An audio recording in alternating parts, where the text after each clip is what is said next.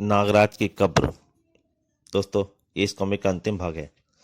आपने पिछले भागों में पढ़ा कि किस तरह से नागराज बुलडॉग का पता करते हुए शेखू की जगह रोमो के पास पहुंचता है, और रोमो और नागराज दोनों मिलकर शेखू के पास पहुंचते हैं और वहां एक लड़ाई छिड़ जाती है।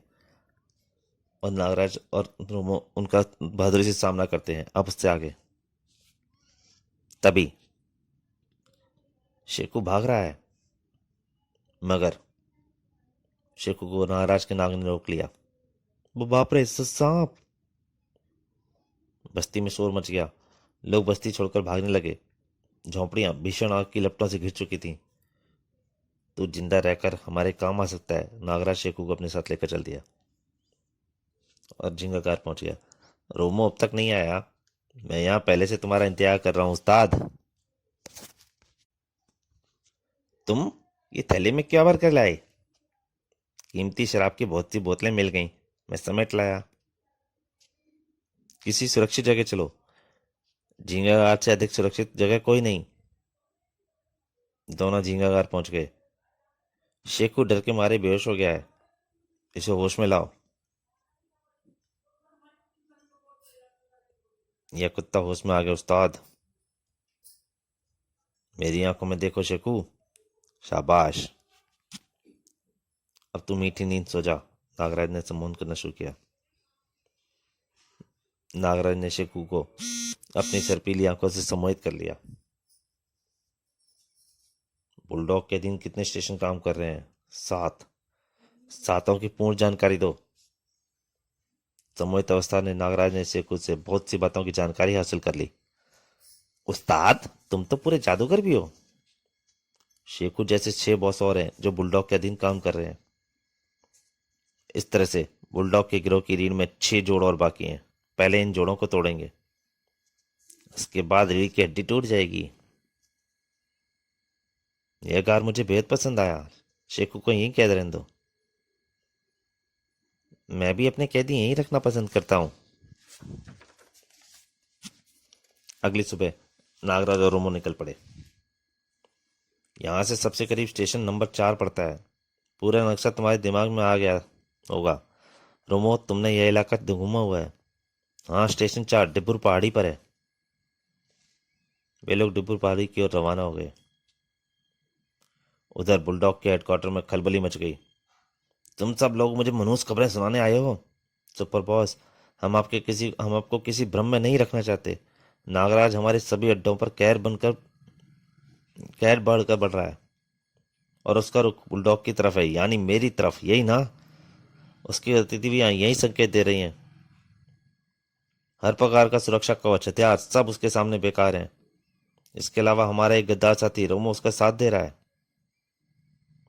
इस तरह तो वह तुम सबको बर्बाद कर देगा। मैंने उसकी कलाओं का प्रदर्शन देखा है। वह है ही इस योग्य कि हर सुरक्षा कवच को तोड़ सके। हजारों सांप उसकी स्नायुओं में रहते हैं। हमारे पास ऐसी कोई मशीन नहीं है जो नागराज को रोक सके।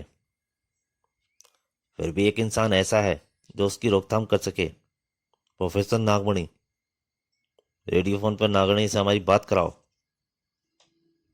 प्रोफेसर नागमणि, हमने पैसा देकर तुम्हारा हथियार खरीदा था, और वह हमें ही डस रहा है।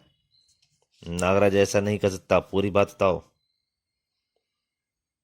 बुलडॉग ने नागमणि को सारी बातें संक्षेप में बता डाली। होल्ड अप करो, मैं अभी पता लगाता हूँ नागराज कहाँ है और क्या कर रहा है। इस मशीन में नागराज का दिमाग कैद है। अभी सारी स्थिति साफ हो जाएगी। ओहो, इस मशीन से तो उसका संबंध विच्छेद हो गया। इसका मतलब पहले पहले कंट्रोल से बाहर हो गया है। माय गॉड, मेरी मेहनत पर पानी फिर गया। अब तुम्हारी भलाई इसी में है कि अपने बच्चे कुचे सभी अड्डों को खाली कर दो। नागराज अब मेरे कंट्रोल में नहीं रहा। बेवकूफ गधा! सबसे पहले तो नागराज ने यह गद्दारी की, मूर्ति चुराकर भी हमें नहीं दी। हमने दंगा भड़काना चाहा, वो भी खत्म हो गया, नाकाम हो गया। इस नागमणि ने भी हमारे साथ धोखा किया है। मैं इन सबका को चुन चुन कर मारूंगा। सुप्रवास, 7वां अड्डा वही तबाह हो गया। उफ! इसका मतलब अब वह इस जगह से अधिक दूर नहीं है। सब लोग हेडक्वार्टर खाली करके कंपाली दर्रे में फैल जाओ। नागराज बुलडॉग के हेलीकॉप्टर तक जा पहुंचा। रोमो, यहाँ बड़ी अजीब सी खामोशी है। हेडक्वार्टर तक पहुंच गया था नागराज। हाँ, फाटक की चौपट खुला है। वाह, क्या स्वागत है, वीराना ही वीराना। तभी पीछे फाटक बंद हो गया। फाटक बंद हो गया और चार दीवारी पर भी बिजली का करंट प्रोवाइड कर दिया गया होगा, लेकिन यहाँ तो कोई भी नजर नहीं आ रहा। उस्ताद, ले जाओ। भड़ाम भड़ाम भड़ाम। फाटक के चार दीवारी को मत छूना। भड़ाम। फिलहाल इस गड्ढे में कूद जाओ। हमारे ऊपर मिट्टी और पत्थरों का रेला उड़ा रहा है। इस गड्ढे से बाहर निकलो, वरना हमारी कब्र यहीं बन जाएगी। और हम बाहर निकले तो हमारे चिथड़े उड़ जाएंगे। उन्होंने हर इंच पर मौत बिछा दी है और हम पर उनकी नजर है। सब कुछ दूर से कंट्रोल हो रहा है। ओह, जमीन में भूकंप, मिट्टी और पत्थरों का रेला। जमीन पर दरारें पड़ रही हैं।